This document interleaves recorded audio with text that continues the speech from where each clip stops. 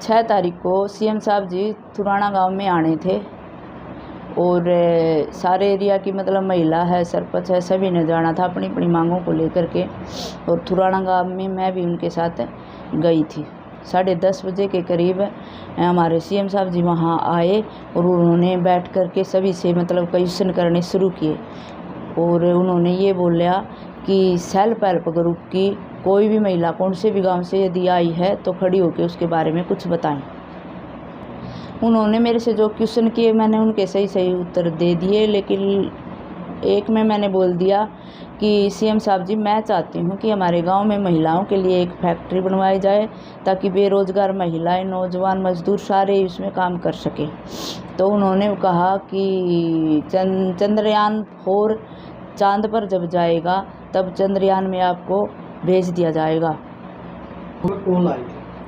विपक्ष को तो जी बोलना ही था, उनकी बेटी थी और पूरे भारत की बेटी थी और इस लाइन का है ना सभी को शर्मिंदगी महसूस हुई है।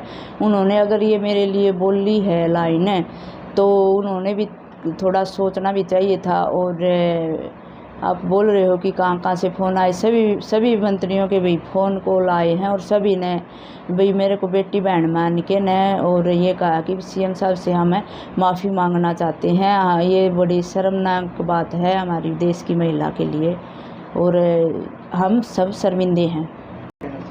हाँ, परसों श्री विनोद बियाना जी जो बीजेपी अध्यक्ष हैं, एमएलए है यहाँ 80 हल्का के, वो भी सुबह कॉल आई उनकी कि बहन जी हम आपसे मिलना चाहते हैं। तो मैंने कहा आप 2 बजे के करीब मेरे पास आ जाना, अभी मेरे को कोई टाइम नहीं है और ना मैं अभी मिलना चाहती हूँ।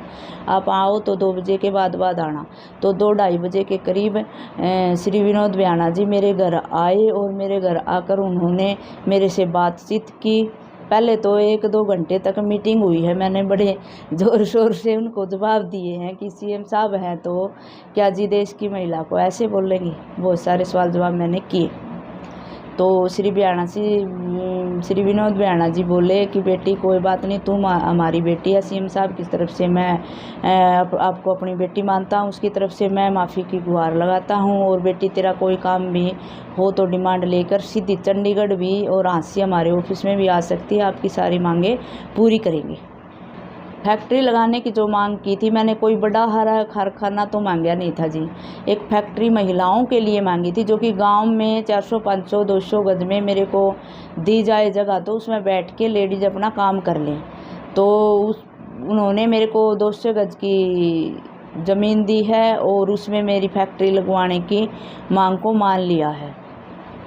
मुख्यमंत्री साहब का फ़ोन आया तो मैंने उनसे यही लाइन पूछी कि सीएम साहब जी और कुछ नहीं बोलूँगी, सिर्फ यही बताओ मेरे को कि इस एक लाइन को आपने ये एक जो लाइन मेरे लिए आपने बोली है तो आपने ये किस लिए बोली है, किस भाव से बोली है। तो सीएम साहब जी ने मेरे को उत्तर दिया कि बेटा तू मेरी बेटी है, देश की एक्टिव महिला है और मैंने तो तू धड़ाधड़ सवालों के जवाब देव थी, इसलिए मैंने सोचा कि आसपास मतलब गांव में मुश्किल ऐसी महिलाएं मिलती हैं। तो मैंने इस भाव से कि मेरी बेटी चांद पे जाने के लायक है, इस लाइन को मैंने इसलिए बोल दिया था। तो अब मैं आपसे माफ़ी चाहता हूँ बेटी, तू मेरी बेटी है, चंडीगढ़ आकर के कभी भी मिलना, आपकी कोई भी डिमांड लेके आ जाना, मैं पूरी करूँगा। ज़मीन से खाली काम नहीं होता है, मैंने लिखा था उस डिमांड में कि मेरी 200 गज की ज़मीन में मेरे को बड़ा हॉल और मेरा ऑफिस बना के दिया जाए, जहां ऑफिस में मेरा सामान रखा जाएगा, जैसे कुर्सी मेज़ होती है हमारी ऑफिस की चीज़ रखी जाती हैं मीटिंग करने के लिए। और उसके बावजूद एक बड़ा हॉल जिसमें हमने सैनिटरी पैड की मशीन लगाने के लिए बोला है, उसमें हम समय समय पर अपना काम करेंगे, जैसे झाड़ू बनाना, अचार बनाना, पापड़ बनाना, हमारा कपड़ा सिलने का सेंटर, ब्यूटी स्किन केयर के कोर्स वगैरह, हमारी ट्रेनिंग वगैरह करवा दी जाएगी वहाँ पर, जैसे BCSC की होती है, FLCRP की होती है, लोगो जैप की होती है, लखपति दीदी की होती है, बहुत सारी हमारे इसमें ट्रेनिंगें होती है। और मैंने यही मांग की है और अब तक तो मेरी यही मांग पूरी हुई है।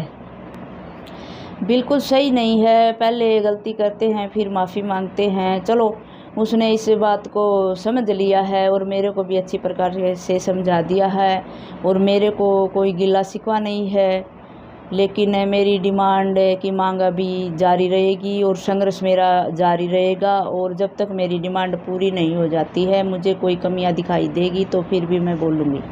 कब जाएंगे? बिल्कुल जाऊंगी, और आजकल मैं ही जाना चाह रही थी। आज मेरी तबीयत थोड़ी ढीली है, उसके बावजूद मैं 1-2 दिन में वहाँ मेरी कमेटी के साथ जाऊंगी। मनरेगा मेट मजदूर साथियों का भी एक डिमांड है, उनके भी मैं प्रधान हूँ और मैं मेट भी हूँ, और मैं चाहती हूँ कि उनके लिए भी माननीय श्री मुख्यमंत्री साहब जी कुछ करें।